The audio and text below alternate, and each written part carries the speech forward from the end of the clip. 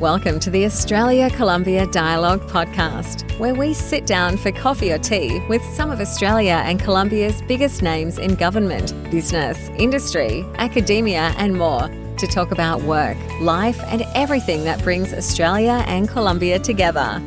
And now your host, Cesar Alvarez.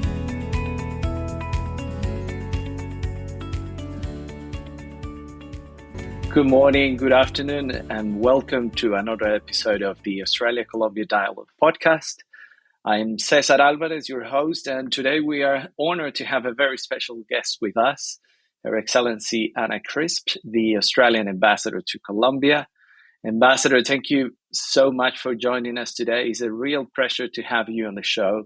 We are very excited to dive into the conversation today and hear your insights about the Australia-Colombia relationship.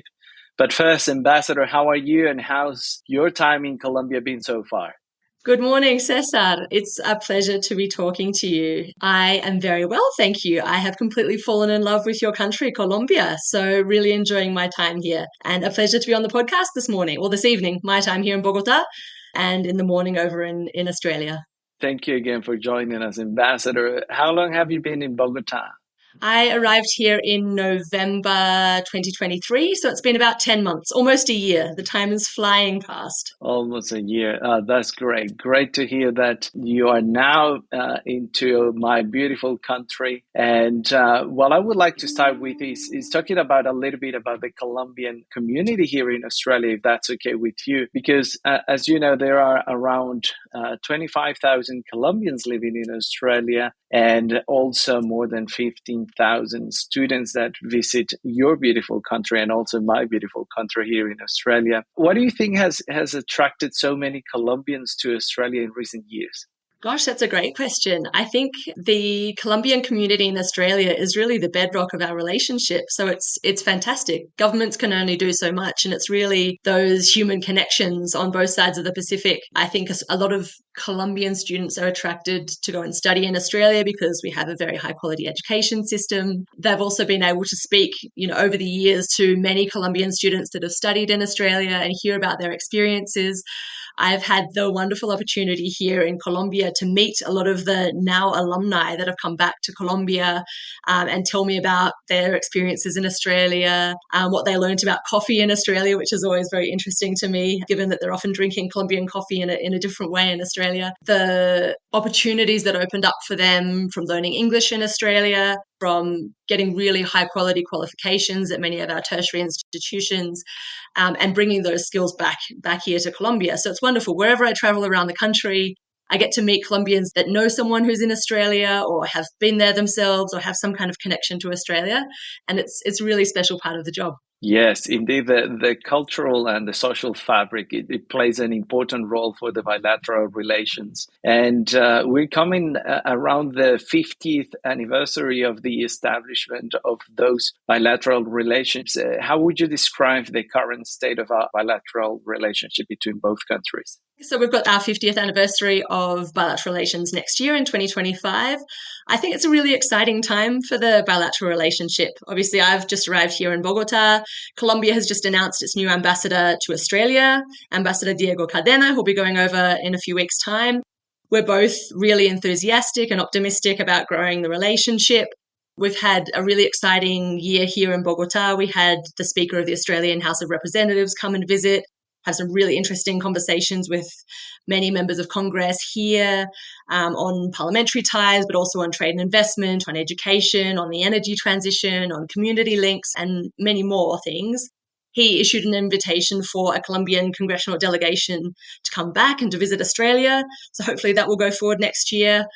We've got all sorts of things. As you mentioned, we've got this incredibly passionate, well-educated, dynamic Colombian community in Australia, which is going from strength to strength. I think it's now, in the last census, it's the largest Spanish-speaking diaspora in Australia now. And all of those people are driving sort of greater connections between our countries. They convince other Australians that they study or work with to come and visit Colombia, to understand what's going on in the country here.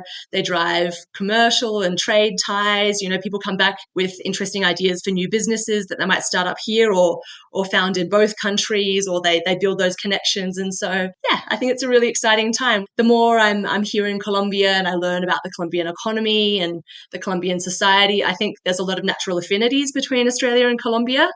We're, obviously both resource-rich countries with strong energy and agriculture sectors.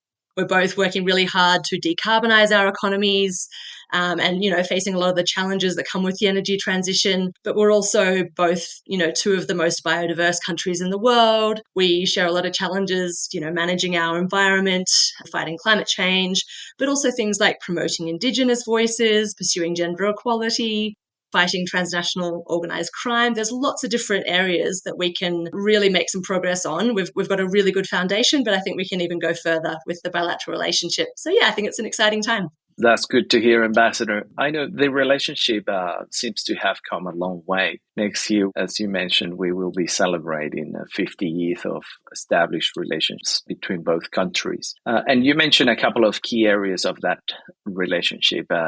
Mining, the efforts of decarbonizing the economy, the fight against transnational organized crime. But the relationship has been dynamic and it's been evolving in the last few years, particularly since the establishment of the embassy back in 2017. What are some of the key areas that have shown or stand up among those common areas like mining or resources? What are some other areas that you have seen that are getting more traction in the bilateral relationship?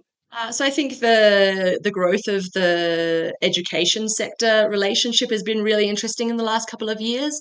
And that's not only Colombian students going to Australia, but this year, for example, we had 2 really interesting delegations from Australian universities come to visit Colombia. We had a delegation of the Regional Universities Network, and we had a delegation of Victorian universities. And both of those were looking at building greater institutional relationships, academic exchanges, doing joint research, looking at fostering some student exchanges, language programs, all sorts of things. I think they were really impressed by the sophistication of the Colombian tertiary education system. We had a symposium on climate change and sustainability, for example, and I think there were some really useful, I hate the word synergies, but synergies in terms of what both economies are going through and some of the expertise that there is in Colombia around things like green hydrogen and new energy sources, sustainable aviation fuel, a lot of these things that both of our countries have, natural advantages in producing, but there's a lot of technological change happening at the moment, and we will go further if we go together. So building those connections and learning from one another is really interesting. I think this year in particular, obviously, Colombia is hosting the COP16 Biodiversity Summit. It'll be a huge event for Colombia and for the world. So there's a huge focus on conservation, on protecting biodiversity this year. And it's been really interesting from the Australian perspective to see how we can work with Colombia in that space. We've had a couple of weeks ago here in Bogota, we had the World Summit on traditional knowledge related to biodiversity. So we had a couple of fantastic Indigenous delegates come over from Australia and share some of their expertise in biodiversity, in traditional knowledge, and have that kind of exchange with some of their Colombian counterparts. So they're coming back just before the COP. I'm hoping to take them out to Amazonas to exchange with some of the communities out there. And they're both rainforest experts from Queensland. So I think that's a really interesting example of something that maybe wasn't on the radar a few years ago, but is really interesting and really beneficial to both countries this year. Very active, definitely, Ambassador. And I want to talk a little bit about trade. I know estimates is that our trade relationship is about $700 and something million, and in key sectors about mining, education, agriculture, and energy, as you mentioned. But have you noticed any particular shift in sectors looking into what will be the next sector with the greatest potential for growth in the trade and investment relationship? Gosh, I think Australian businesses see a lot of potential here in Colombia. When I speak to businesses, I think they see room for further investment in decarbonisation, green hydrogen, critical minerals, but also services. And some other areas as well. So, as you mentioned, a lot of our businesses have traditionally been invested in the mining and extractive sector and in the infrastructure sector. But I think we've got, companies like Worley that are using Colombia as a base for service delivery throughout the Americas. We're currently negotiating a double taxation agreement with Colombia, which should make it easier for Colombians to work in Australia and vice versa. So I think there's all sorts of areas where we can do more. We've got Cochlear about to celebrate their 5-year anniversary here in Colombia. So that's an example in the healthcare sector. Lots of interesting things underway. Definitely. Look, I want to touch a little bit on the education and cultural elements of the bilateral relations. I think education is the bedrock, if I'm not mistaken, in all this beautiful story that is about to turn 50 years old. What are some of those numbers and also sectors that have pushed the growth in this education sector between both countries? So I think Colombian students choose Australia for, as I said, for the high quality education. We've certainly seen a lot of growth in numbers in recent years, but there's also things like the employability that Australian institutions offer. So the idea that education should equip people with the skills they need to succeed, not only in a couple of years' time when they graduate, but as careers evolve into the future. I think Australia's education system is really innovative, really creative, really resourceful. Often universities work really closely with industry, so they have an up-to-date understanding of the kind of workers that are needed in up-and-coming industries or evolving industries. And we do really well in a lot of the university rankings. We've got, we're in the top 20. We're also seen as a really great place for students to live. So a lot of our cities rank very highly on, best cities to live in and very good student cities as well. Colombians probably tend to appreciate in Australia that we're quite laid back and relaxed and I like to think friendly, which in my experience here fits well with the Colombian psyche, but we're also really hardworking, which is something that I've been really impressed by here, that Colombians are incredibly diligent, really entrepreneurial. So that sort of combination of people that, know how to have fun, and we like to play sport, and we like to, eat lovely meals with friends and share those kind of experiences, but we also work hard and do well. Together. The contribution of sports diplomacy to both Australia and Colombia has been significant, particularly at the back of the FIFA Women's World Cup that was hosted here last year. Can you share a little bit of the insights of what you have seen, some of the initiatives that you have been supporting to bring these two countries together through sports? Sure. So sport's been really interesting actually during my time here. So you mentioned football, and particularly women's football. So the FIFA World Cup in Australia and New Zealand last year, I think the Colombian team became a very firm crowd favourite. They were so enthusiastic and fun, and they were singing and dancing and dressed up in their wonderful tricolor. And then this year, Colombia has hosted the under-20 FIFA women's football competition. And so we had the young Matildas, as they're called, come over to Bogota.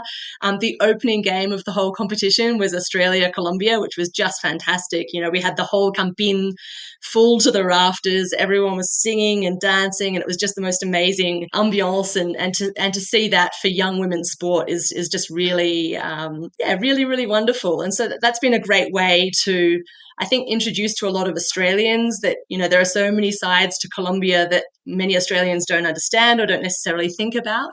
And then also to bring that Australian sort of sporting culture here to Colombia.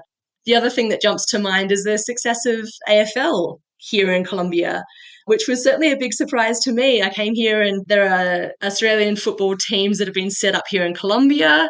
They started off with expats sort of having a bit of a kick around in the park, but now they're fully fledged teams with lots of Colombian players, women's teams, men's teams. This year in July, there was an international tournament in Toronto. So it was the first time ever that we had a Colombian national women's team and men's team playing Australian football in Canada against France and Italy and the US and Canada and all these other countries. So it's been wonderful. The the Australian Embassy, we have a small grants program. So we'd sort of supported some of these startup programs and sort of used sports diplomacy as a mechanism to promote some of the other values, things like gender equality and reducing violence, gender-based violence. And I think there's some really helpful messages that can come across. Everyone's equal on the sports field, and there's a lot of sportsmanship values and things that, have been really beautiful to see. At the moment, we've also got this incredible program that we're supporting along with the Colombian Cancilleria to send a group of young women from Puerto Tejada in Cauca to Australia to learn AFL. So it's called the Experiencias que Cambian Vidas program. And so they're over there at the moment. They're going to Sydney and Melbourne. They're training with a bunch of women's AFL clubs in both those locations and learning some English and learning about Australia, and then bringing that back to Cauca where they want to set up a local AFL team. So thinking about, a group of young kids in Puerto Tejada playing Aussie rules is really cool. Yeah. Who would have thought, huh? Colombians playing Australian football in Canada and having this group of fantastic young women here in Australia at the moment, learning more about the sport. Ambassador, regional security has been a major focus of both Australia and Colombia. I know that you recently signed or renewed the existing agreement between the Australian Federal Police and the National Police of Colombia. But would you be able to share a little bit more about how do our countries collaborate in tackling issues like organized crime and drug trafficking?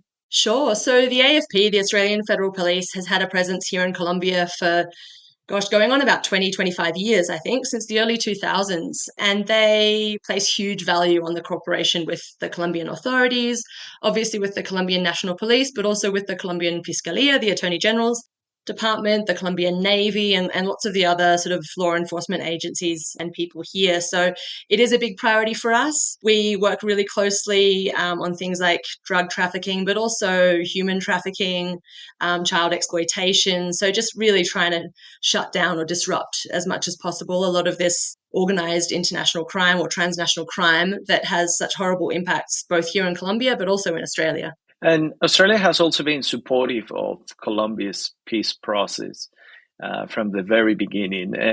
Do you have any insights into how Australia has been contributing to these peace-building efforts in Colombia? Sure. So Australia is a major UN donor, and the UN presence here is really significant. So we support the work being done by the implementation unit that's implementing the 2016 peace agreement, the UN verification mission here, as well as the work of other major UN agencies like the UNDP, UN Women, UNICEF, and others. Also through our direct aid program here at the Embassy, we make sure that those projects are aligned with Colombian priorities, including on human rights and gender and First Nations, but also the implementation of the 2016 agreement. We're not formally involved in the current negotiations that are going on under the total peace policy with specific armed groups here, but we do obviously take a great interest in what's happening and how those are progressing. We've also in the past, to give you a specific example, we've supported humanitarian and demining activities here.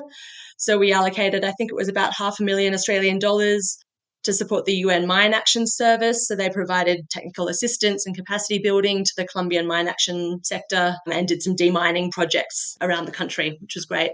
Actually, one of the most memorable highlights of my time here in the last few months was the opportunity to go out to San Jose de Guaviare and actually visit what was being done, some of the UN projects and the implementation projects out there, which was just incredible. So we went out to Guaviare, we flew in a UN helicopter. It was my first time in a helicopter, which was very exciting. And my little boys thought that I was very cool for going in a helicopter. But we flew over part of the Amazon and the amazing rivers, which was just spectacular. But then we actually got to go, and the best bit was to go and actually meet with some of the firmantes de la paz, some of the people that signed up to the 2016 agreement and really sort of see firsthand what's being done on the ground. And yes, obviously there are some challenges, but really to hear firsthand about how these people that have gone through, many of them were recruited as children and the way that their lives have improved since then and their determination and their optimism to offer better opportunities and options to their own kids was really, really, I can't even put it into words. It was just very special.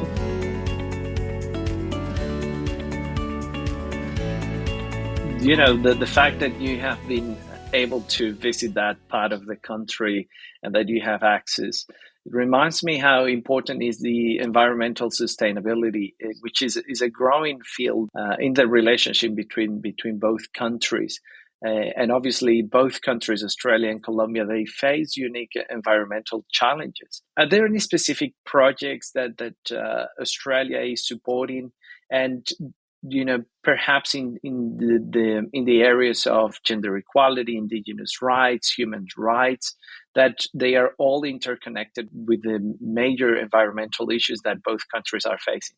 Yes, no, that's definitely something that we're really interested in working on here. So the direct aid program that I mentioned provides small grants to civil society organisations that are working in exactly those areas that you outlined. So we've had some fantastic projects working on LGBTQI rights here, on gender equality and gender-based violence, on support to Venezuelan migrants, for example, on access to sexual health services, so all sorts of different things, but also things like solar panels and energy supply to quite remote communities. I think there was one up in Providencia, up in the Caribbean, that was really interesting a couple of years ago. So all sorts of different activities are underway. Ambassador, you must have some already, apart from the helicopter ride, some memorable experiences in this almost 1 year that you've been in Colombia. What has been some of the most rewarding or surprising moments so far?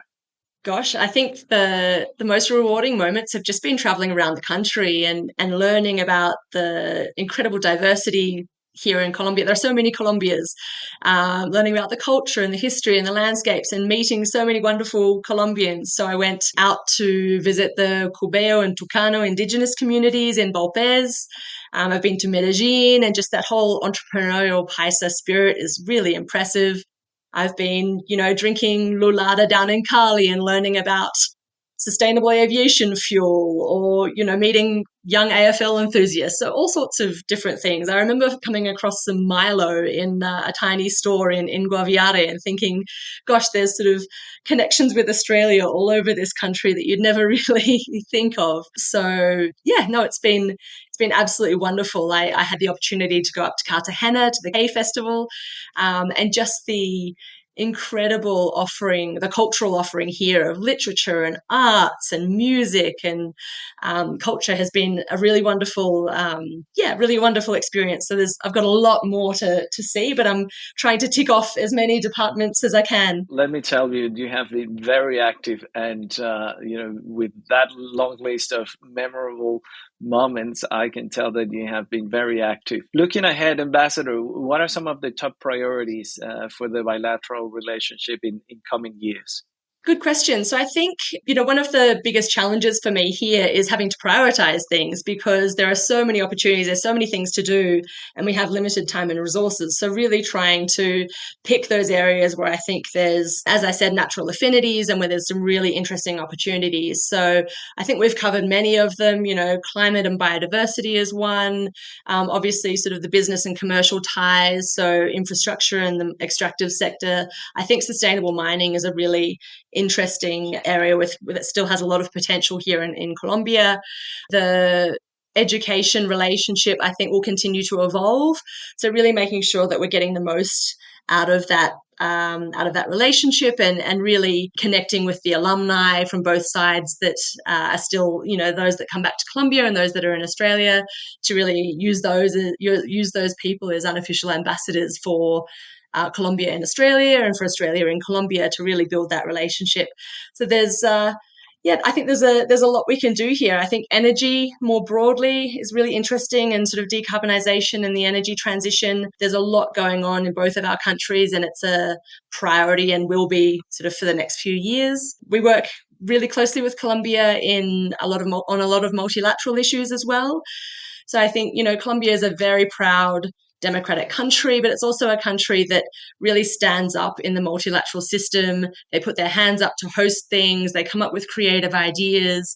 And I think with Australia, we have that in common. You know, we're both middle powers. We both lean in to shape the kind of world and region that we want to live in. We take sovereignty very seriously. We respect international rules and norms.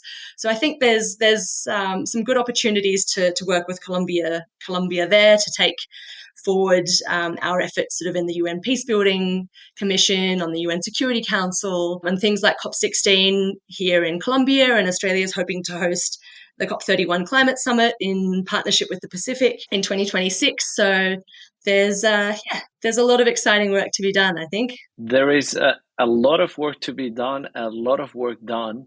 And for those who might not be entirely familiar with the level of activity, the high tempo, they now can tell that it is a very active relationship. It is something that at many levels touch on many people's lives.